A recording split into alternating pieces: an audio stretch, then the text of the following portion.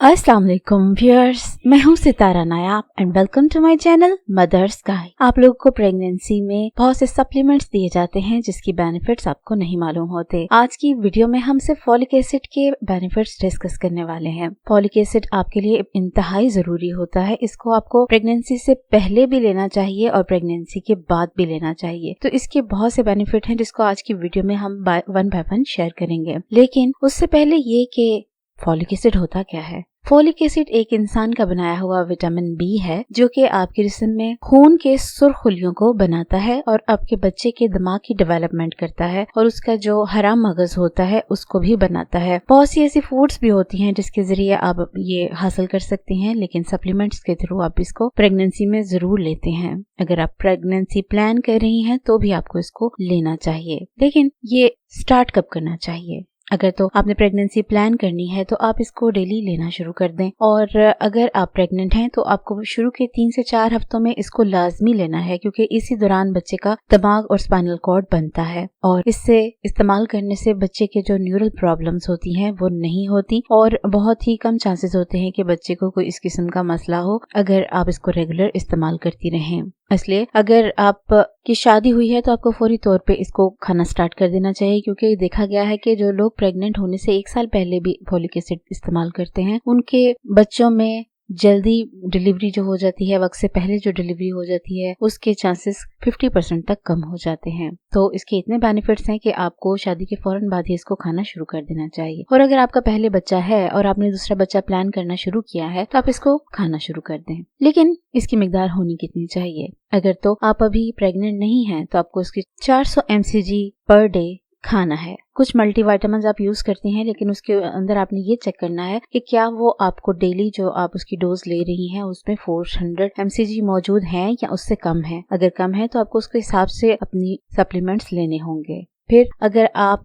Pregnant हो गई हैं तो आपके जो पहले 3 मंथ होते हैं उसमें आपको 400 mcg की मिकदार चाहिए होती है। 4 से लेकर 9वें महीने तक आपको 600 mcg रिक्वायर्ड होते हैं। और प्रेगनेंसी खत्म होने के बाद जब आप बच्चे को दूध पिला रही होती हैं तब भी आपको इसकी 500 mcg की मिकदार चाहिए होती है।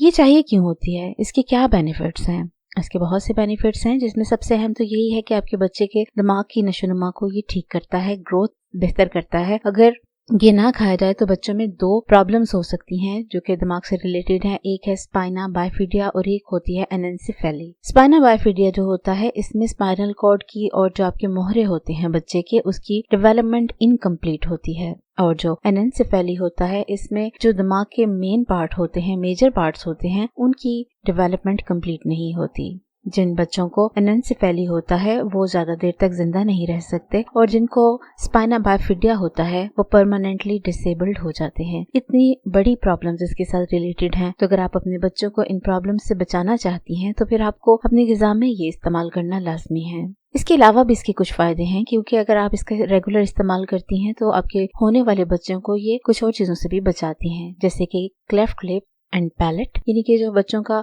ऊंचा होंठ बन जाता है जिसमें एक कट सा होता है, ये एक प्रॉब्लम होती है, आपने कई बच्चे ऐसे देखे होंगे, तो उससे ये रोकता है। फिर वक्त से पहले बच्चा होने से रोकता है, कम वजन वाला बच्चा होने से रोकता है, मिस कैरेज से रोकता है और बच्चे की आपकी जो वॉम में ग्रोथ है उसको ये बेहतर बनाता है और एक हेल्दी बच्चा आपको मिल सकता है। इसके अलावा माँ के लिए भी कुछ फायदे देता है, जैसे कि प्रेगनेंसी की जो कॉम्प्लिकेशंस होती हैं वो काफी हद तक रिड्यूस हो जाती हैं। हार्ट डिजीज का मसला नहीं होने देता, स्ट्रोक का मसला नहीं होने देता और कुछ किस्म के जो कैंसर्स होते हैं उनसे भी रोकता है। कुछ ग़िज़ाएं ऐसी हैं जिनमें फॉलिक एसिड काफी मिकदार में मौजूद होता है। आपको चाहिए कि इनका इस्तेमाल प्रेगनेंसी में शुरू कर दें। 400 mcg ब्रेकफास्ट सीरियल में आप ले सकती हैं। फिर 215 mcg बीफ का जो लिवर होता है उसको आप कुक करें और उसके 3 आउंस अगर आप खाएं तो उसमें तकरीबन 215 mcg होता है। फिर लेंटिल्स के जो मेच्योर बीज होते हैं उसको आप कुक करके या बॉईल करके इस्तेमाल करें तो इसमें 179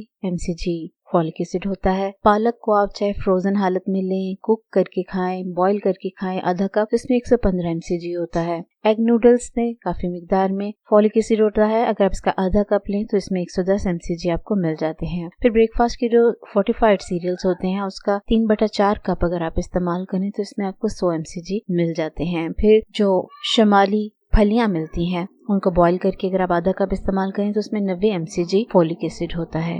लेकिन कुछ सिचुएशंस ऐसी भी होती हैं कि आपको ज्यादा मिकदार में फोलिक एसिड चाहिए होता है। ज्यादा मिकदार आपको इसलिए दी जाती है कि अगर आपके फैमिली हिस्ट्री में कुछ प्रॉब्लम्स हों जो कि बच्चे के दिमाग से रिलेटेड होती हैं, तो फिर आपको ये रेकमेंड किया जाता है। जैसे कि अगर जो बच्चे का बाप है उसको कोई न्यूरल प्रॉब्लम हो, या बच्चे के बाप की हिस्ट्री में कोई न्यूरल ट्यूब डिफेक्ट हो, या आपकी पिछली प्रेगनेंसी में आपको न्यूरल ट्यूब डिफेक्ट आया हो, या आपको खुद को डायबिटीज हो, या आप ऐसी दवाई लेती हैं जो कि एंटी एपिलेप्सी होती है, या आप ऐसी कोई दवाई लेती हैं जो कि एंटी रेट्रोवायरल मेडिसिन होती है जो कि HIV में दी जाती है, तो ऐसी दवाइयों के इस्तेमाल करने वाली औरतों को भी ज्यादा मिकदार में फोलिक एसिड रेकमेंड किया जाता है। तो आपको इसके बारे में तमाम डिटेल बता दी गई है। कुछ डॉक्टर्स और मिडवाइफ्स आपके इसके अलावा कुछ एहतियातन टेस्ट भी कर लेती हैं जिससे पता चलता है कि आपको फोलिक एसिड की कितनी मिकदार रिक्वायर्ड है, तो वो भी आपको गाइड कर देती हैं। लेकिन इसका इस्तेमाल डेंजरस नहीं है, इसलिए आपको जैसे ही प्रेगनेंसी प्लान करें तो इसको खाना शुरू कर दें, क्योंकि इसके फायदे इतने ज्यादा हैं कि आपकी एक थोड़ी सी एहतियात से आपके बच्चे की सारी जिंदगी की एक महरूमी दूर हो सकती है। तो इस वीडियो को अपनी और बहनों के साथ जरूर शेयर करें जो प्रेग्नेंट हैं, ताकि उनको ये मसला ना हो। शुक्रिया।